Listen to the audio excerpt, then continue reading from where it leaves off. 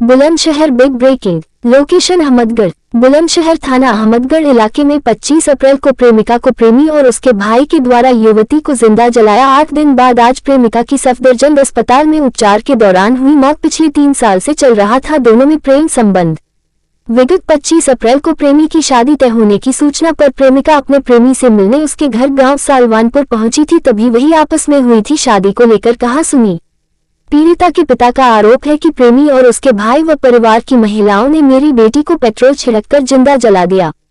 Bulandshahr police का कहना है कि इस मामले में प्रेमी को गिरफ्तार कर जेल भेजा चुका है और बहुत जल्द ही अन्य लोगों की गिरफ्तारी की जाएगी। सभी आरोपों पर बुलंदशहर एसएसपी के द्वारा 25,-25,000 का इनाम घोषित किया गया है। युवती की मौत से परिवार में मचा कोहराम। बुलंदशहर पुलिस आगे की कार्यवाही में जुटी।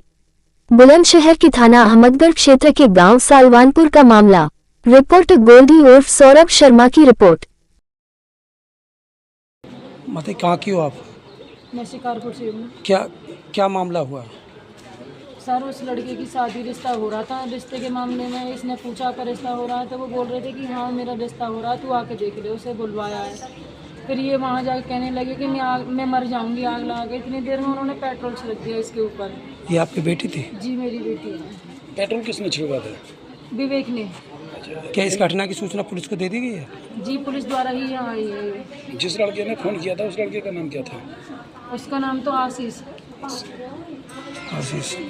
अभी यहाँ से शिकारपुर सीएससी लाए हैं आप, सरकारी अस्पताल लाए हैं। यहाँ से क्या बेटी को यहाँ से रेफर किया जा रहा है? जी हाँ जी। हालत सही नहीं है? नहीं हालत सही नहीं है। आप किस तरह की कार्रवाई चाहते हैं?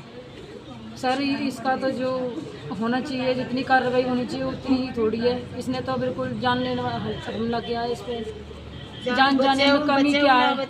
जान जाने में कमी ही क्या रह गई है? पूरी झुलस गई। क्या नाम है आपका? मेरा नाम भगवत प्रसाद है। क्या घटना हुई है ये?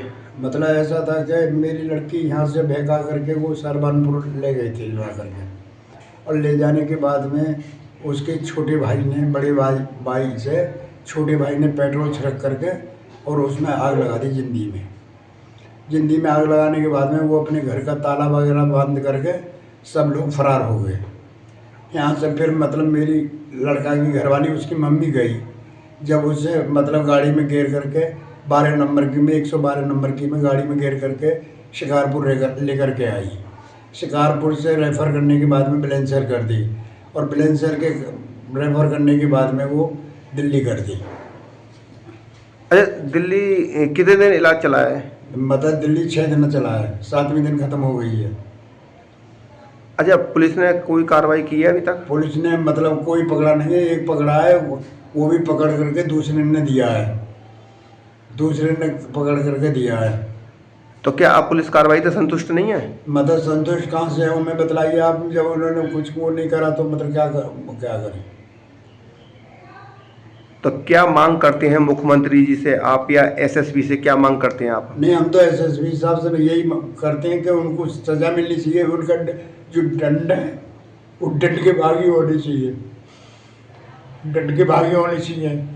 मेरी लड़की की कमी है तो मेरी लड़की को सज़ा मिल गई, और उनको कमी है तो उनको सज़ा मिलनी चाहिए। अहमदगढ़ थाना क्षेत्र के सालवानपुर गांव में एक युवती जल गई थी।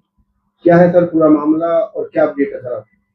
दिनांक 25 अप्रैल 2026 को थाना अहमदगढ़ पुलिस को सूचना प्राप्त हुई थी कि एक युवती संदिग्ध परिस्थितियों में झुलस गई है। इस सूचना पर तत्काल थाना पुलिस मौके पर पहुंची थी और युवती की कंडीशन को देखते हुए सफदरजंग मेडिकल अस्पताल में रेफर किया गया था।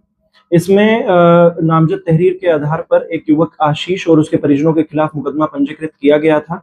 इसमें प्रथम दृष्टया और एफआईआर कंटेंट के माध्यम से पता चला था कि आशीष और कशिश एक दूसरे को पिछले 3 साल से जानते थे। इन दोनों के बीच में किसी कारणवश अनबन हो गई थी और बातचीत बंद हो गई थी।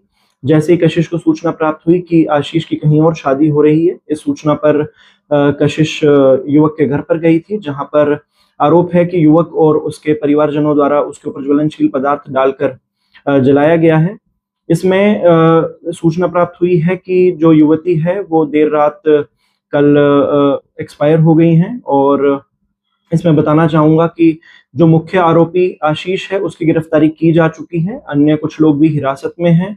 निरंतर दबिश दी जा रही है। अन्य अपराधियों की भी शीघ्र गिरफ्तारी की जाएगी। सभी अन्य अभियुक्तों पर इनाम भी घोषित किया जा चुका है और सभी के गैर जमानती वारंट भी लिए जा रहे हैं। सर कितनी टीमें काम कर रही हैं अब तक इस पर? इसमें SWAT टीम के साथ साथ अन्य 5 टीमें भी काम कर रही हैं और जल्द से जल्द गिरफ्तारी की जाएगी।